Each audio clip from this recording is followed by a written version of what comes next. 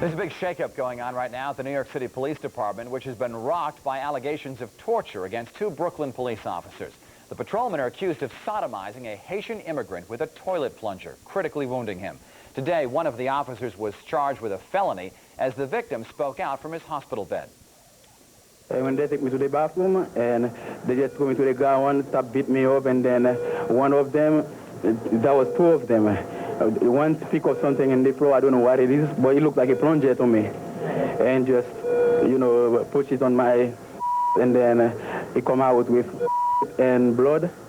And then after that, did he put it somewhere else? He put it in my mouth. He said, "That's my." The officer faces 40 years in prison if convicted. Because of this incident, New York Mayor Rudolph Giuliani transferred a police commander and pulled 11 officers off active duty. A California man who suffers from bone cancer is free on bail tonight, charged with growing marijuana in a house of pot. 27-year-old Todd McCormick was bailed out by actor Woody Harrelson. McCormick, who supports the medicinal use of marijuana, was arrested for allegedly growing more than 4,000 pot plants on the grounds of a Bel Air mansion. But McCormick says he was legally growing the weed under California's controversial Proposition 215, which allows the distribution of marijuana for medical use. This hasn't been a journey that I've really chosen. It's been something that nature has chosen for me. I never wish upon any of you cancer, AIDS, or any type of debilitating disease, but it is something that makes you open your eyes and react to the suffering of others. But authorities say there were far too many plants being grown, and even the Cannabis Club of Los Angeles is angry, saying such stunts hurt their cause. A Middletown surgeon who helped to outlaw drive-through mastectomies is being honored tonight by the Connecticut Order of Women Legislators. Dr. Kristen Zarfos was instrumental in the passage of a state law which requires insurance companies to cover at least a 48-hour hospital stay for women who have had breast cancer surgery. Earlier this year, President Clinton recognized Dr. Zarfos in his State of the Union address. Straight ahead on the Night Beat tonight, Hilton will have a look at the weather as we get ready to head into the weekend. And later in sports. I'm Harvey Smilovitz at the Pilot Pen. Tonight we watched a grueling battle between Raptor and Medvedev following a full day of upsets. I'll have the highlights from New Haven coming up. And later on the newsreel, does 20 years of practice pay off for these impersonators? We're taking you to Memphis on Channel 3 Eyewitness News, Connecticut's news station.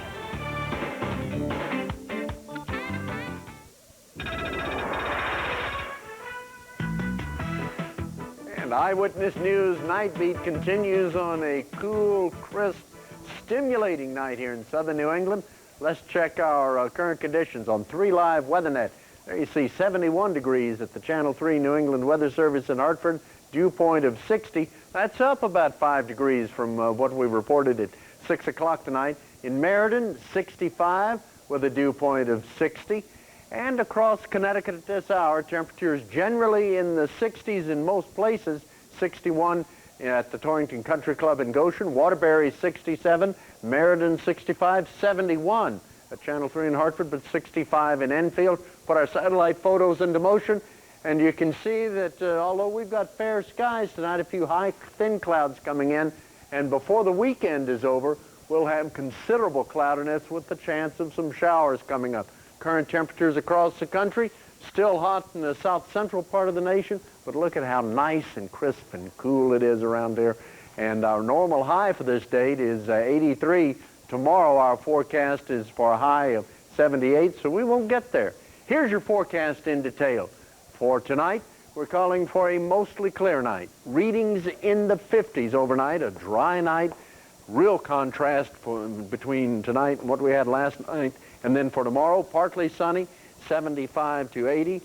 Saturday, as you look at the 5-day planner, some hazy sunshine, chance of afternoon showers and thunderstorms, and temperatures getting up near 90 on Sunday. So Sunday, the hotter of the 2 days, and without a precipitation symbol, I'd have to say the drier of the 2 days. I have to agree with you there, Hilton. Thanks. Thank you, sir. Well, in the past couple of weeks, we've shown you some contenders, but here is the real oldest person, at least according to Guinness. Her name is Marie-Louise Fabroni-Mayor of Canada. She'll be 117 years old this month. With the documents to prove it, she has about 300 descendants. Francis Jean Calment, who is the oldest person, died at 122 earlier this month. Joe Tessitore is here with NightBEAT Sports. What are we going to start with tonight? Oh, a little bit of everything for you, Denise. It's a country club special, the best of golf and tennis, making for a great sports day. Is there any better story than the comeback kid? It started in Hartford, now it's peaking at Winged Foot. John Daly rips through round one of the PGA Championship. And at the Pilot Pen, the power strokes of Mark Philippoussis. He had a power outage. His name is a mouthful. His game today wasn't. Harvey has the big day from New Haven. NightBEAT Sports is next.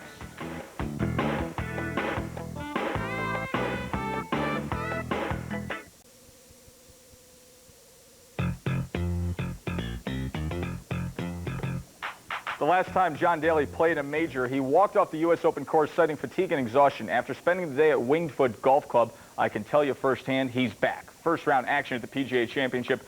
John Daly on 18, his approach. I agree, Dennis, the divots are enormous. Look at this. A little big. Birdies and, oh man, 4 under par 66. Davis Love the third. This putt for eagle. Oh, yeah. Look at that. He is tied with Daly for the top spot, Phil Mickelson. The shot on 16. No green to play with. Up and down and come on, lefty. He's at 1 under. Steve Jones in the bunker on 3, not for long. Man, what a terrific day down at Winged Foot. Beautiful course and beautiful shot, Steve Jones. 1 under, 3 shots back. Here's your leaders. John Daly leads the way. Of course, 8 are tied at 2 under. A big, big pack. Your notables, Tiger Woods, even par. GHO champ Stuart Sink +6. John Pisani from Norwich +9. And Jerry Kelly of Uhart +10.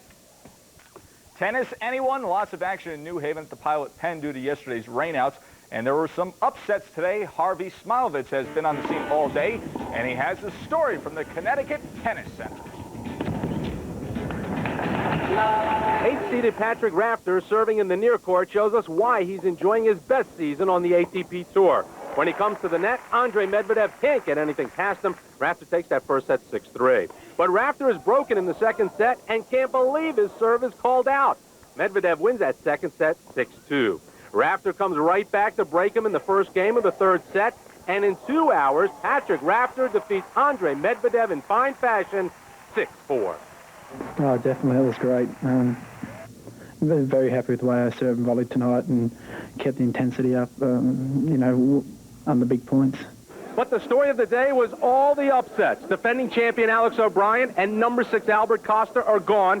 And the greatest upset of them all, David Wheaton shocking third-seeded Mark Philippoussis. Let's go back to Stadium Court. Wheaton broke Philippoussis 5 times on his way to the 2-hour 3-set win. And now Wheaton opens quarterfinal day Friday, facing Peter Porta at 11 a.m. In New Haven, I'm Harvey Smilovitz, Channel 3 Sports. Thanks, Harv. The Yanks picked up a game yesterday on the first-place Orioles. They hope to do the same again tonight. New York hosting the Royals. Welcome home, Mike Stanley. He missed the World Series ring. Well, maybe he'll get another. Bernie Williams says, Mike, I missed you, man. It was 3-2 Royals in the 7th. Tim Raines. The double to right center. Chad Curtis and Joe Girardi would score. The Yanks hold on to the lead from there. 10-5 was your final. They double them up. Twins in Boston taking on the Red Sox. It was 1-1 in the bottom of the 8th when John Valentin with the bases loaded triple. Everybody scores. The Sox score 5 in the 8th. They go on to beat the Twins 6-1. Jeff Supan is now 6-1, 8 strong innings. As for the Mets, Edgardo Alfonso, a grand slam, 6-2 Mets. Hey, the Ray Allen Vin Baker Connecticut Classic is getting close. Today was draft day for the NBA superstars. Now, Ray selected Marcus Camby to be his top pick along with Alonzo Mourning. Also, Travis Knight and Donnie Marshall will join Ray's squad. As for the Vin Baker team that I'll have the honor of coaching, Scottie Pippen was the first pick. I'm very pleased with the Scottie Pippen selection. Yeah, this is Saturday at 7 o'clock at the Civic Center, we'll see if the Vin team can beat the Ray team. Of course, Charity's the big winner, though. And you've settled your riff with the NBA. I have indeed. Good night. Thank you, Joe. And we'll be right back. Stay with us.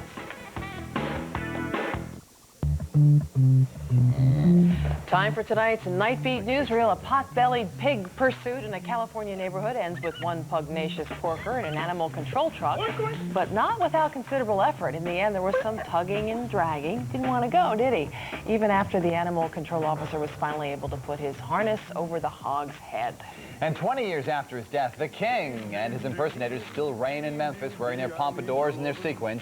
These are some of the wackiest of the 50,000 fans expected to celebrate Elvis during this weekend's anniversary. You got tales to tell.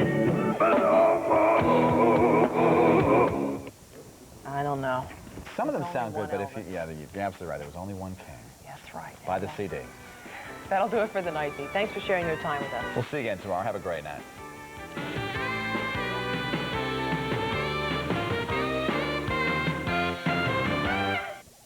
Enter King's World, only on Channel 3 Eyewitness News.